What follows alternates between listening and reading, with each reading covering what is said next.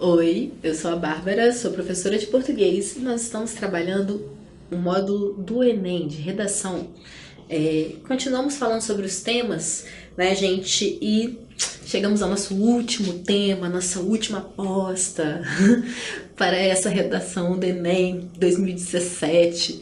Né? Eu espero mesmo, ó, espero que eu tenha acertado, que depois vocês deixem comentários, você acertou, tomara.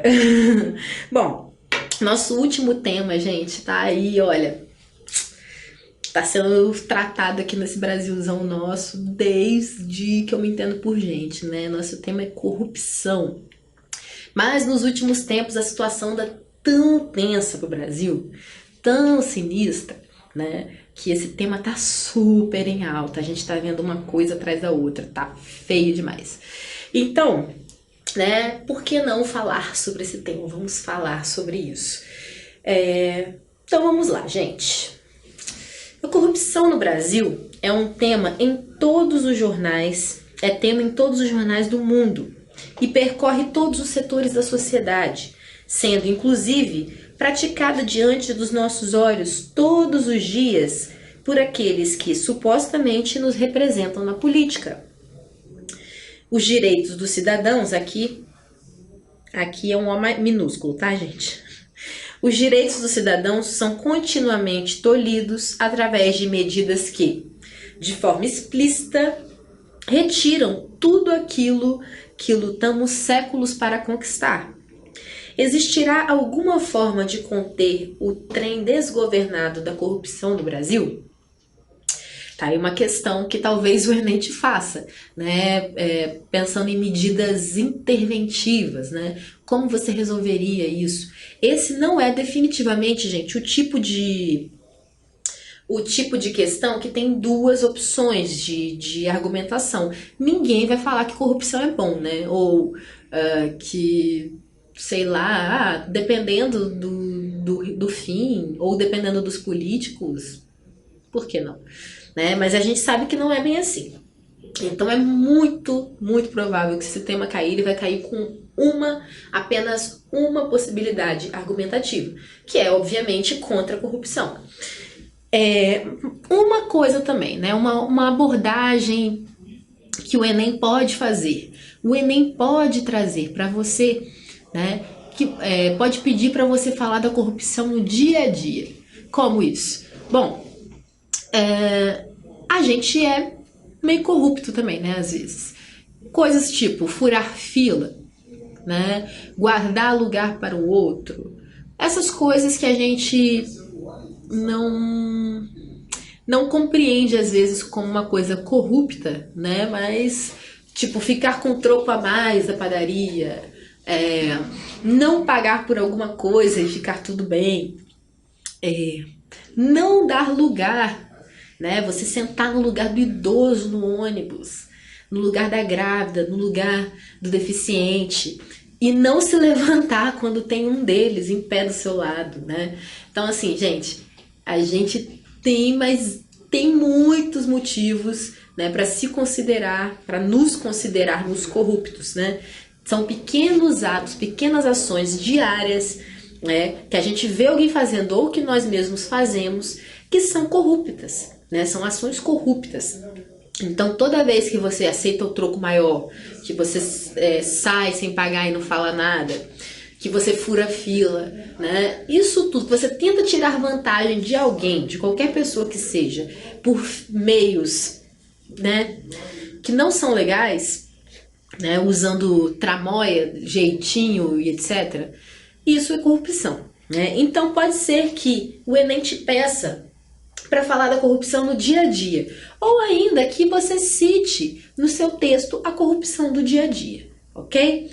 Mas, né, também vamos pensar na corrupção aí que o Enem pode te cobrar como um DNA brasileiro, né? Isso é uma coisa que se diz, isso é uma expressão que se usa, infelizmente, né? Então, pode ser que o Enem te cobre falar desse início, né? Como que você acha que a corrupção surgiu no Brasil? Quem foi o primeiro a ser corrupto, né? Inclusive eu trouxe um texto aqui, né, do site DW, né, que é um site de notícias, que agora está aqui no Brasil, mas é alemão. E aí fizeram uma matéria sobre as raízes da corrupção no Brasil. Então, olha, como modelo de colonização, lançou as bases para a difusão da corrupção, que seguiu encontrando terreno fértil para se manter na esfera pública, alimentada pela falta de punição e pela manutenção de elites no poder. Né? Então a DW traz essa matéria, olha, falando lá da nossa colonização. Quando a corrupção surgiu no Brasil? E desde a colonização, né? Olha, plantando a semente.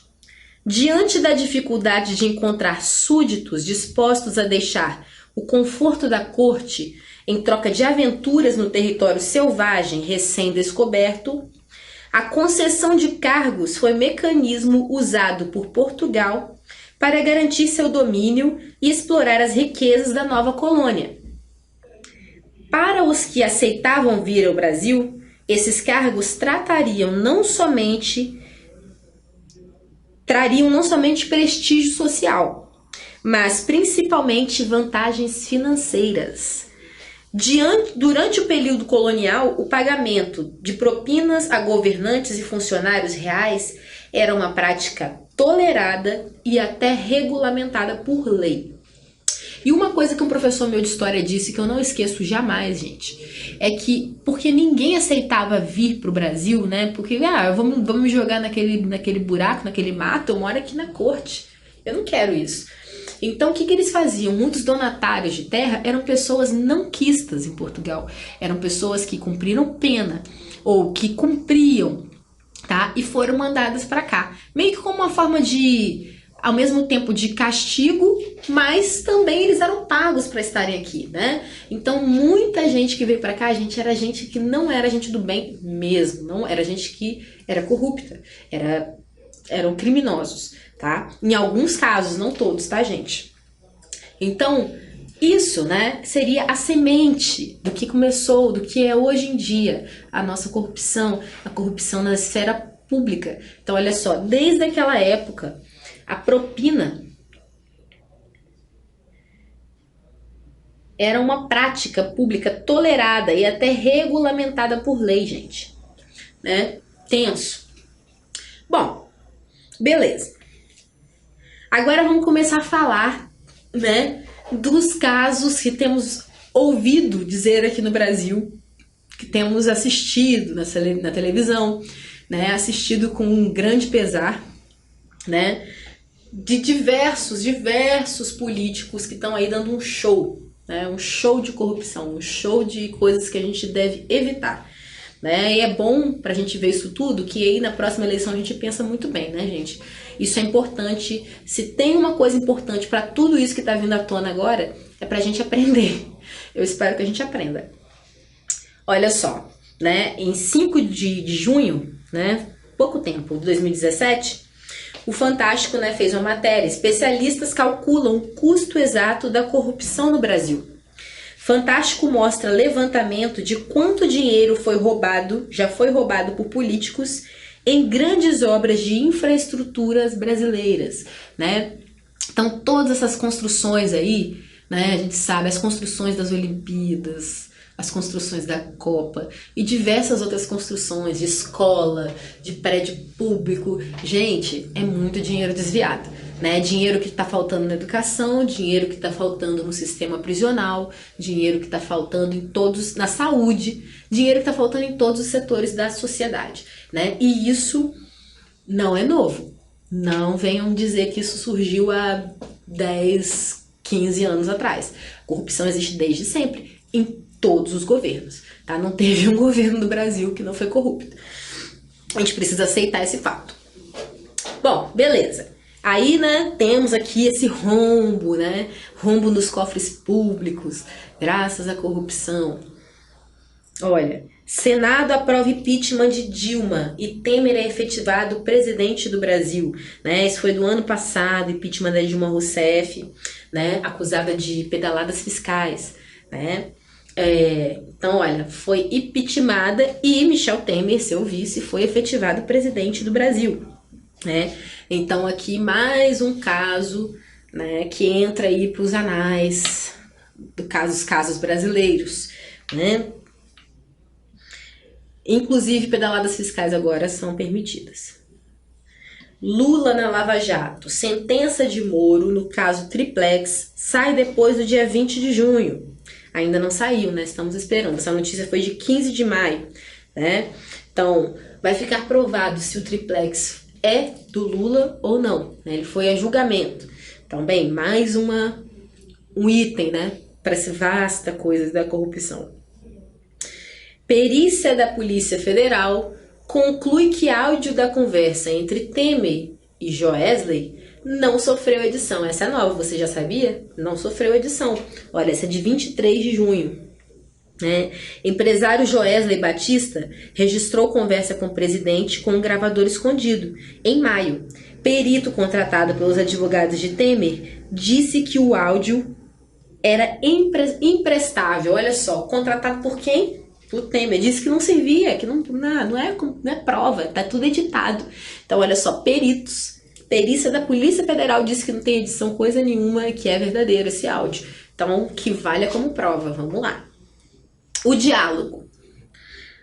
Ó, na noite de 7 de março, Joesley Batista teve um encontro com Temer fora da agenda, na residência oficial do Palácio do Jaburu, em Brasília. E com um gravador escondido, registrou a conversa. No diálogo, ele diz que zerou pendências com o deputado cassado Eduardo Cunha, do PMDB, e que está de bem com o PMDBista, que está preso em Curitiba. Neste momento, Temer diz ao empresário, tem que manter isso.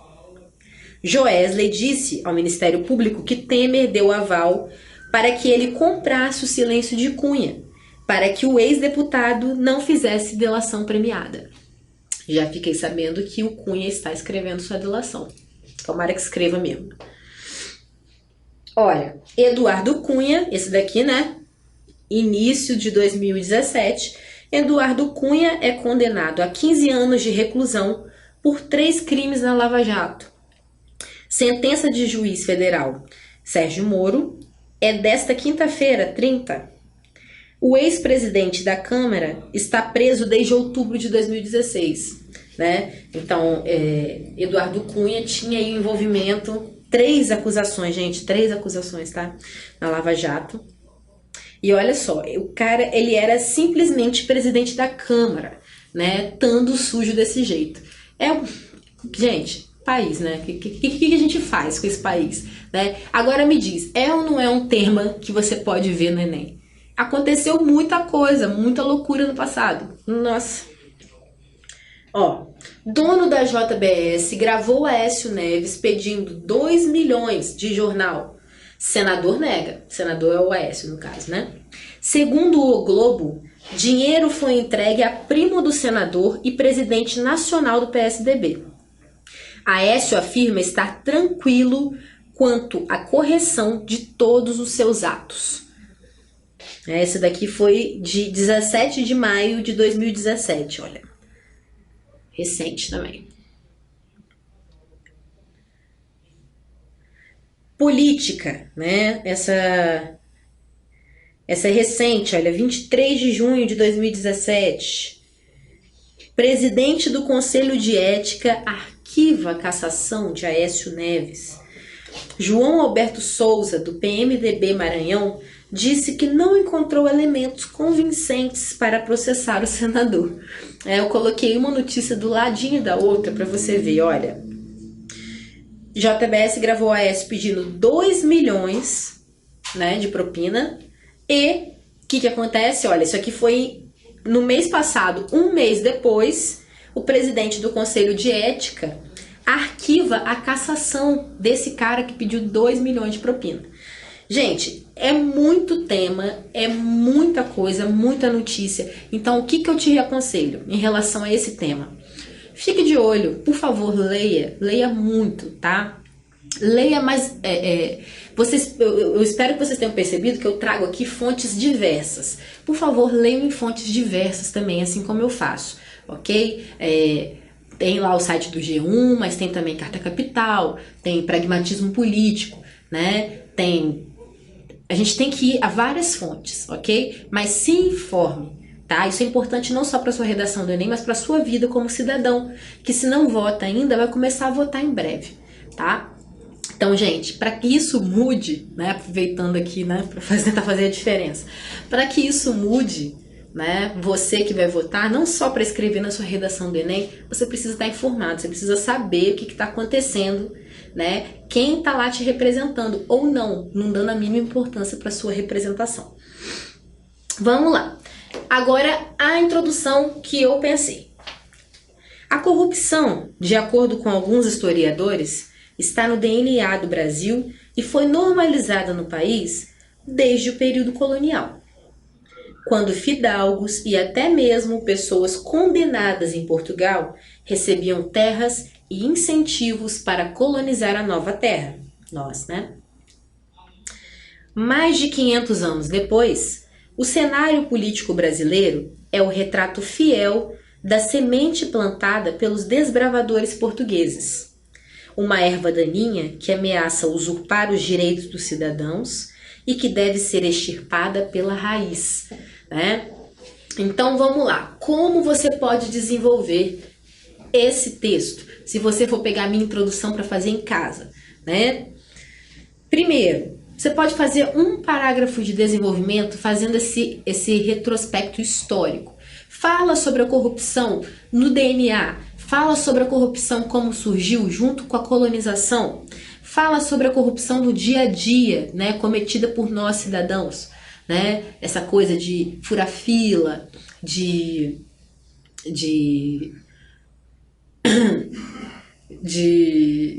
ficar com troco, sair sem pagar, né? Então, fala um pouco sobre a nós, se inclua, né? Não diga eu, mas se inclua na situação, não olhe tudo de cima, tá? Então, se inclua na situação, fale da sociedade, fale, né, de você como integrante da sociedade, né?